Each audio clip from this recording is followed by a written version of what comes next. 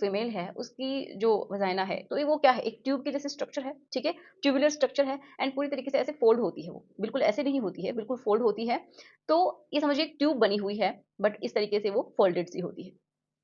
अब ये जो ट्यूब है ये ऊपर जाके कहाँ मिलती है, जो बच्चेदानी का मुंह होता है उसके पास जाके ये स्टॉप हो जाती है, ठीक है, उसके बाद बच्चेदानी का मुंह आता है एंड देन बच्चेदानी स्टार्ट हो जाती है, ठीक है।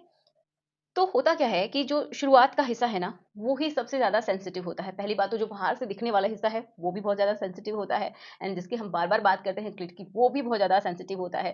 अब प्रॉब्लम उन लोगों को है जो कि सिर्फ़ और सिर्फ़ सेक्स को क्या समझते हैं कि पेनिट्रेशन ही सेक्स होता है। तो ये सबसे बड़ी प्रॉब्लम है उन लोगों की, बट फिर भी मैं आपके डाउट क्लियर करती हूँ कि जो शुरुआत में जब आप शुरू करते हैं, वहाँ से लेके और अंदर जब आप जाते हैं इस ट्यूबुलर स्ट्रक्चर के अंदर, तो ये समझिए 2.5 इंचेस से लेके एंड 4.3 इंचेस तक ही एक फीमेल उसको सहन कर सकती है आपके पार्ट को।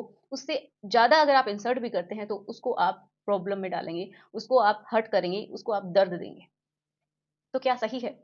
जी नहीं, बिल्कुल भी सही नहीं है। क्योंकि जो सेंसिटिव पार्ट होता है, जहाँ पे नर्व एंडिंग्स होती हैं, जहाँ पे उसको सेंसेशन फ़ील होता है, अच्छा लगता है, वो पार्ट किसी में 2.5 इंचेस तक होता है, फीमेल में शुरुआत से लेके, ठीक है? जहाँ से ओपनिंग स्टार्ट है एंड अंदर तक लगभग 2.5 इंचेस तक होता है, किसी में 3 इंचेस तक, किसी में इससे थोड़ा ज़्यादा, किसी में इससे थोड़ा ज़्यादा। तो आप समझ रहे हैं सबसे ज़्यादा सेंसिटिव शुरुआत से लेके 2.5-3 इंचेस एंड मैक्सिमम 4.3, 4.5 भी किसी-किसी में नहीं होती, 4.3, 4 के अराउंड ही होती है।